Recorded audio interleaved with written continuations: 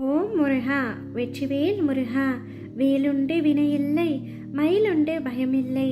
என் அன்பு தங்கமே, என் பிள்ளையாகிய நீ நல்ல குணம் படைத்தவர், மேன்மையானவர். இருப்பினும் உன்னிடம் ஒரு பிழை உள்ளது. அது என்னவென்று நான் கூறுகின்றேன். அதனை சற்று திருத்திக்கொள் தங்கமே. நிச்சயம் உனக்கு வேண்டியது அனைத்தும் நடைபெறும். நீ என்னிடம் உன்னுடைய வேண்டுதல்களையும் பிரார்த்தனைகளையும் வைக்கின்றாய். நான் அதனை முடித்து கொடுப்பேன் என்ற நம்பிக்கையும் உனக்கு இருக்கின்றது. ஆனால் நீ செய்யும் ஒரு சிறிய தவறு என்னவென்றால், நீ எனக்கே கட்டளையிடுகின்றாய். என்னப்பா சொல்கிறீர்கள்? நான் எப்பொழுது உங்களுக்கு கட்டளையிட்டேன் என்றுதானே கேட்கின்றாய்? சொல்கின்றேன் கேள். நீ என்னிடம் பிரார்த்தனை செய்யும் பொழுது உன்னுடைய வேண்டுதல்களையும் பிரார்த்தனைகளையும் சில சமயங்களில் கண்ணீர் விட்டு கூட வேண்டுகின்றாய். நான் நிறைவேற்றுவேன் என்ற நம்பிக்கை உனக்கு இருந்தும் நீ இத்தனை நாட்களுக்குள் எனக்கு நிறைவேற்றி கொடுங்கள் அப்பா என்று எனக்கே கட்டளையிடுகின்றாய். எந்த நேரத்தில் எந்த தேதியில் முடித்து கொடுக்க வேண்டும் என்று இந்த அகிலத்தையே ஆளும் எனக்கு தெரியாதா? ஆனால் நீ என்னிடம் கட்டளையிடுகின்றாய். அப்பா, இன்னும் 4 நாட்கள் தான் உள்ளன, அதற்குள் முடித்து கொடுங்கள். 10 நாட்கள் தான் உள்ளன, அதற்குள் முடித்து கொடுங்கள் என்று. தங்கமே, உனக்கு ஒரு விஷயம் எப்பொழுது, எந்த சமயத்தில், எந்த நொடியில் முடித்து கொடுக்க வேண்டும் என்று அப்பா எனக்கு தெரியும். நான் உங்களிடம் ஒரு உரிமையில் தானே பேசுகின்றேன். பின்பு எப்படி அது கட்டளையாகும் என்று கேட்கின்றாயா?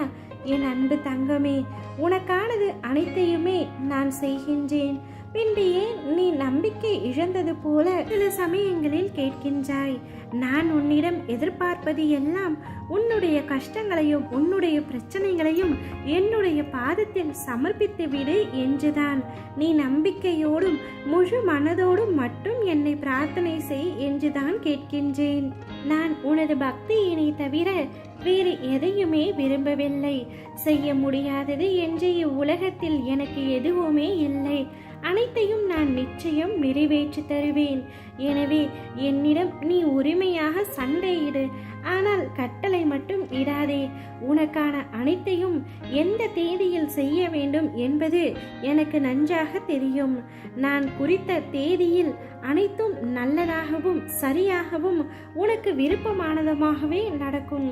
என் பிள்ளையாகிய உன்னை நான் கஷ்டப்படுத்துவேனா? கஷ்டப்படுத்த மாட்டேன். உன்னை நிச்சயம் உன்னுடைய வாழ்க்கையில் தூக்கி நிறுத்துவேன். வாழ்வில் அனைத்திற்கும் ஒரு நெறிமுறை வகைப்பாடு உள்ளது போல் உனக்கான தர்மத்துக்கும் வழி வகுக்கப்பட்டுள்ளது. தானத்தில் பலன் நிம்மதியாகும்.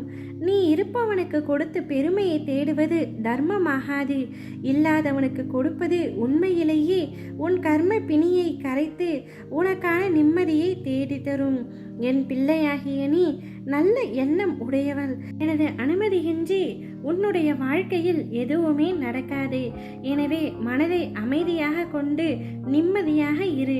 உனக்கு ஏற்பட்ட துயரங்கள் அனைத்தும் உன்னை விட்டு விலகிவிடும். தன்னம்பிக்கையை மட்டும் இழந்து விடாதே. அனைத்தும் விரைவில் மாறப்போகின்றது.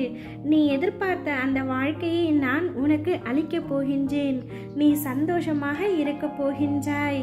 ஓ முருகா, வெற்றிவேல் முருகா.